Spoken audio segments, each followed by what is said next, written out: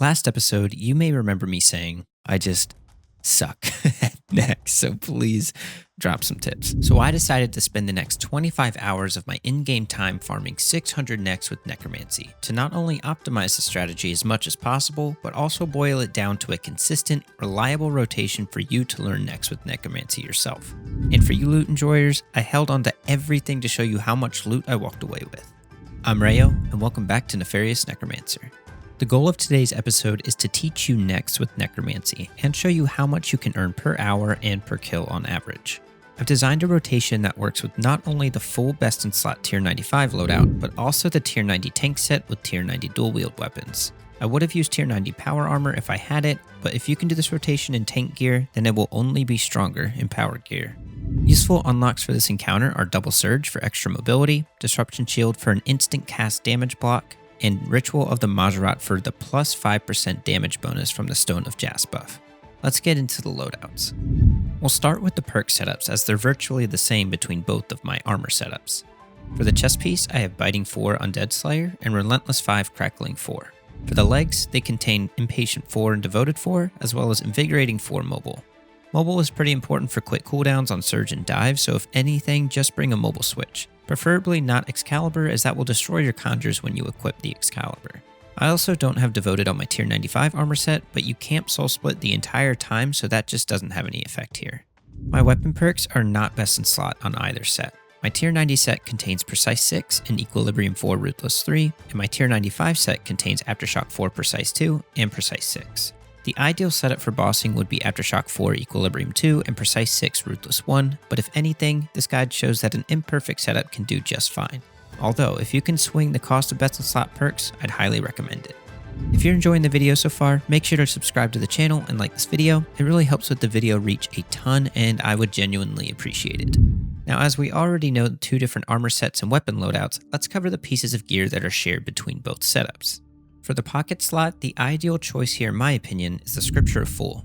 This is what gave me my personal best of 122.8, but a Book of Law does just as fine and got me a personal best of 124. This really depends on your financial situation. The Book of Law is super low entry cost but higher upkeep, and the Scripture of Fool is the exact opposite. The Scripture is a bit more reliable, and the Book of Law is a tad more RNG, but in the grand scheme of the grind, my average kill time is essentially identical.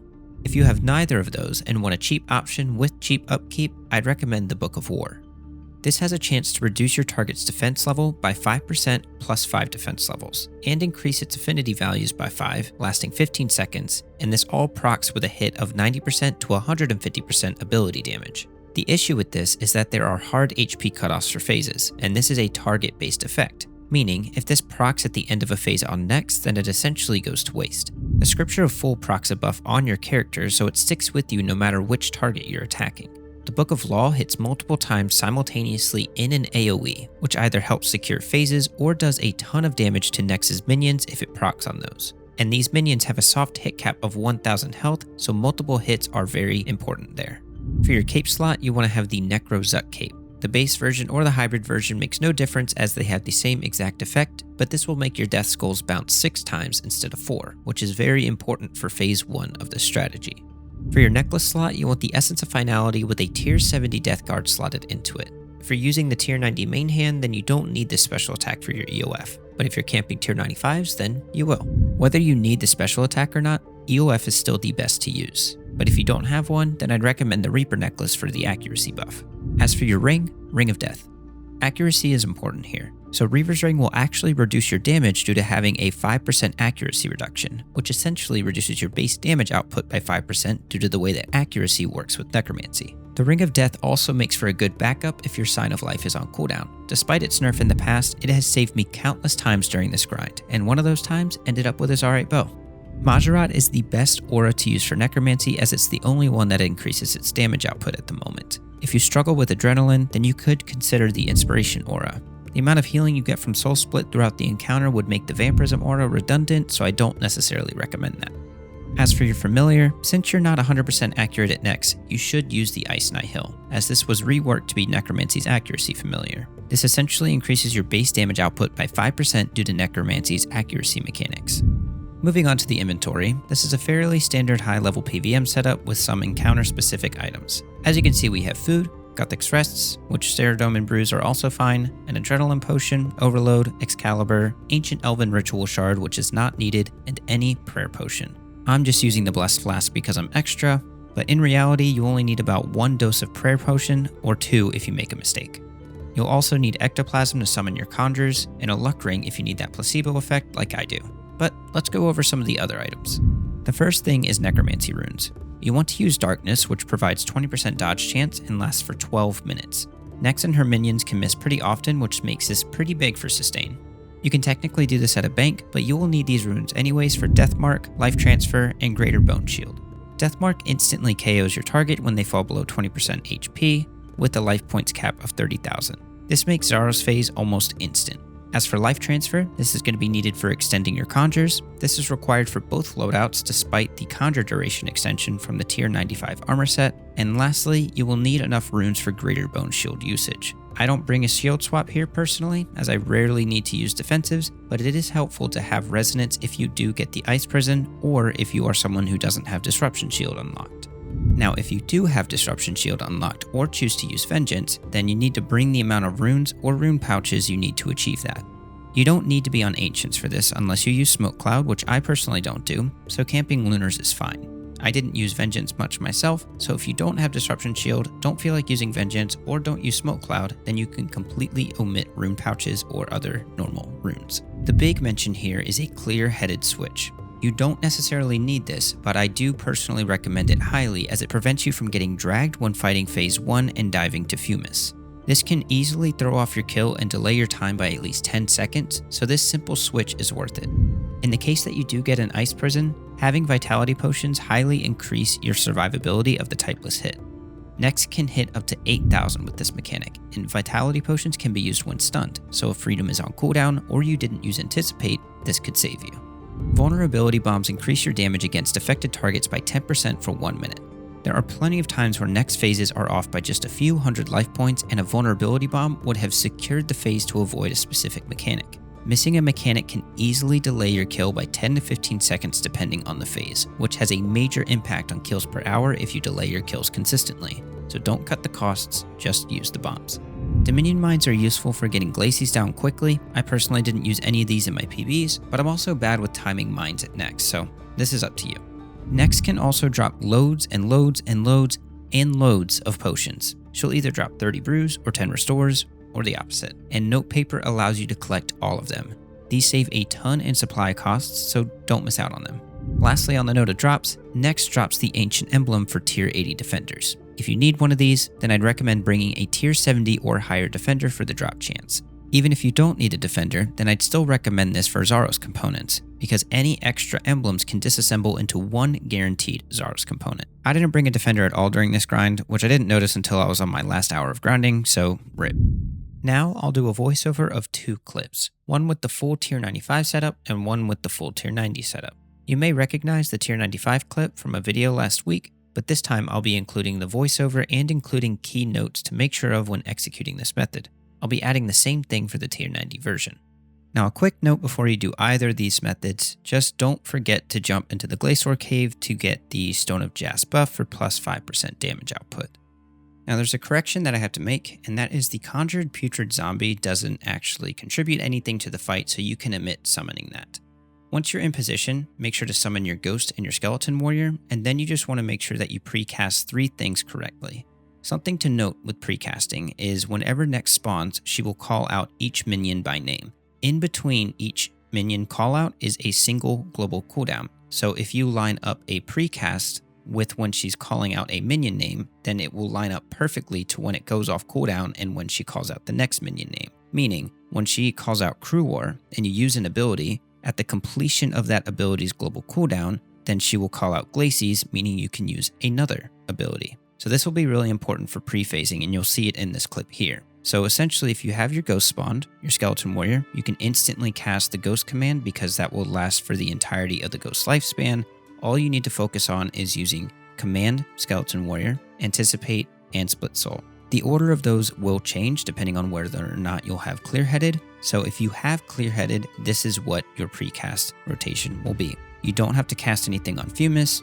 don't have to cast anything on Umbra. You want to cast Command Skeleton Warrior when she calls out Crew War, swap to your clear-headed switch and use Anticipate when she calls out Glacies, swap back to your tier 95 row bottoms and cast Split Soul when she says fill my soul with smoke, and then as soon as the skills flash white after the global cooldown ends, you can target cycle, Vuln Bomb, and start your rotation.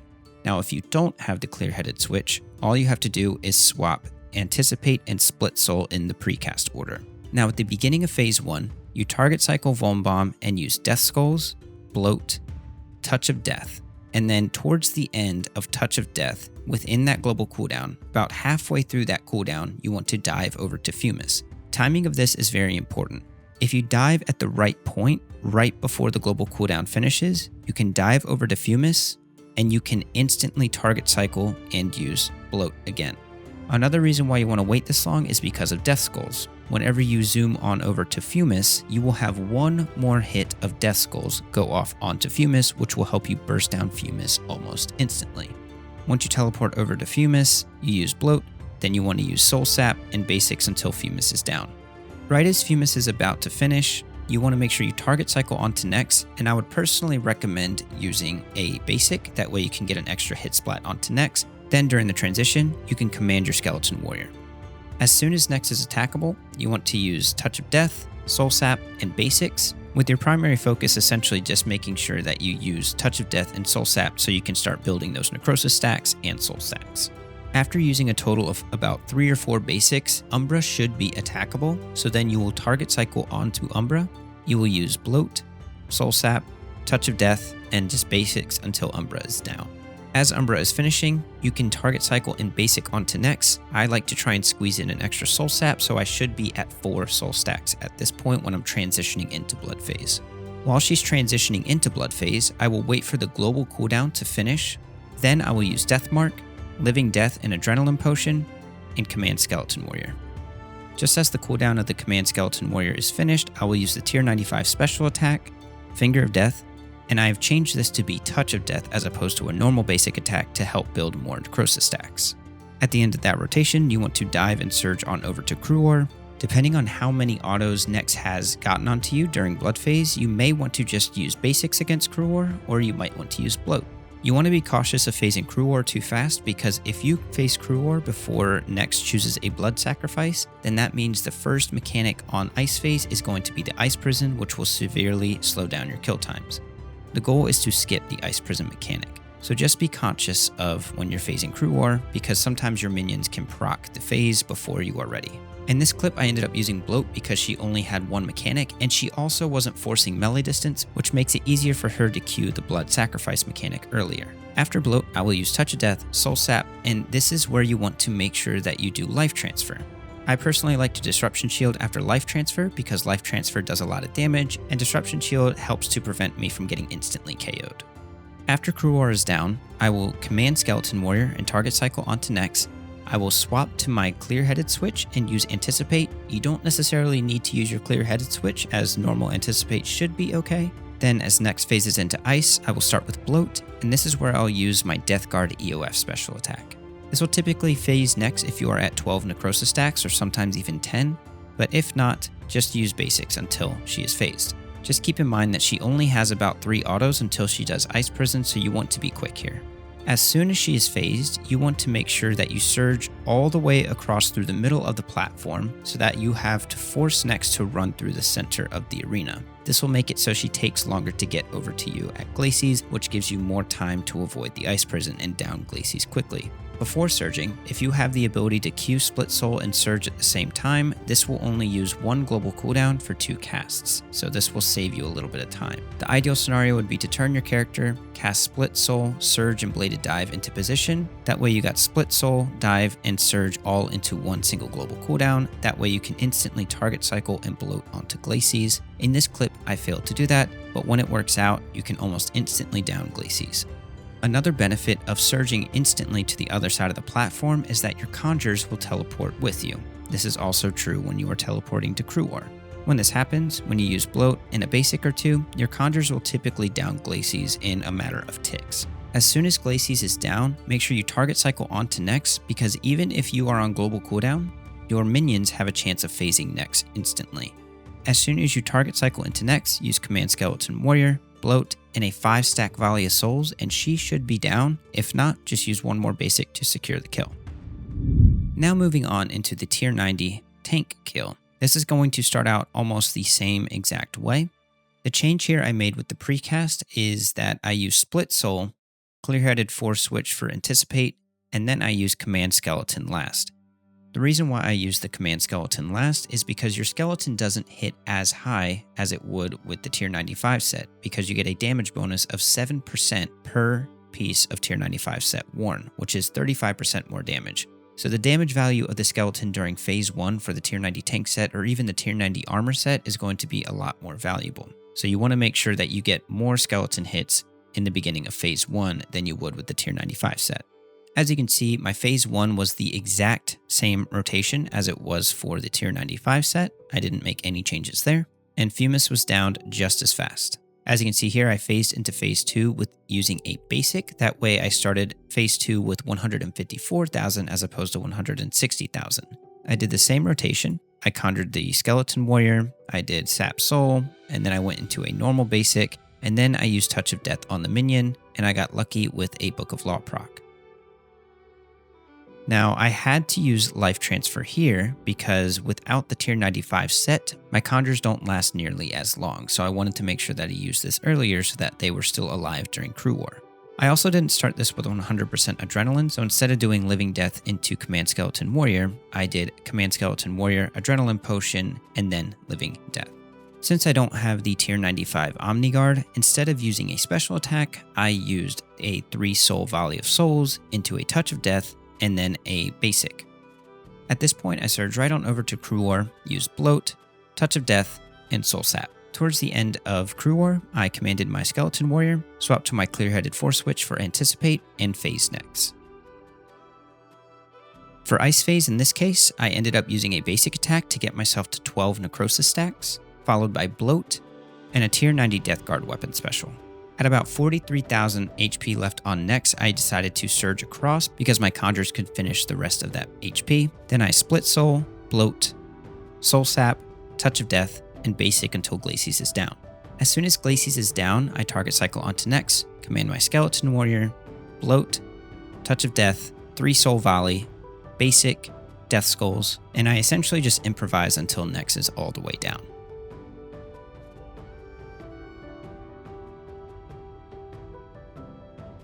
Now for the juice, the total loot obtained. Starting with normal loot, we ended up landing 212 mil in commons, which is technically 252 if I decide to put the Onyx bolts into my alchemizers, which I will be doing. It might be less instant gratification, but it is better in the long run. As for the uniques, we totaled 734 mil, which brings the total loot of 600 NEX to be about 986 mil, or about 1.65 mil per kill. You can get up to 30 kills per hour assuming a 130 kill time, along with the banking time plus next respawn time, which is about 30 to 32 seconds, which translates to almost 50 mil an hour in my experience. Obviously more if you're faster than I am, but realistically my kills per hour was probably closer to 25 to 26 due to being a regular human being who loses focus on a few kills, dies a couple times, and picks daisies between kills. Is it worth doing? Probably not for GP at the moment, as you have bosses like Raziel, which are much faster, much easier, and generate a lot more GP per hour at the moment. And on top of that, I hate to tell you, the gear just doesn't sell that well. I'm not sure if this is completely due to necromancy, deflation, both, or some other outlying factor, but I wasn't even able to sell a Torva plate body for 80 mil despite its mid value being 112 mil. I'm going to attempt to slow sell these over time, or maybe wait till there's an update of sorts that maybe boosts the value back a bit, but who knows. That just means my goal of upgrading to the tier 99 Necro Curse is out of reach for just a little bit longer. In the meantime, I'm just Torva plate legs and next pet from finishing log, so I may continue the grind or move on to my next boss goal, which is to be determined. So if you enjoyed this style of video, please let me know in the comments. And that's all there is, folks. If you enjoyed this video, make sure to subscribe to the channel, as there is a solid portion of you who haven't yet. And of course, if you made it this far, I get the impression that you liked this video, so make sure to click that like button. I know a lot of YouTubers say this, but those two things help the channel a lot more than you would probably understand, and that genuinely would mean a lot to me. We also have a clan called Rheysins. If you'd like to join, make sure to guest in our clan chat and request an invite, or just feel free to hang out. Anybody is welcome. You can also join our Discord and request an invite that way as well. As always, a quick thank you to our channel members, which are listed on screen now. If you would like to join and support the channel, make sure to click that join button right below this video next to the subscribe button. Thank you all so much for watching. I'm Rheyo, and I'll see you in episode 5 of Nefarious Necromancer. Take care.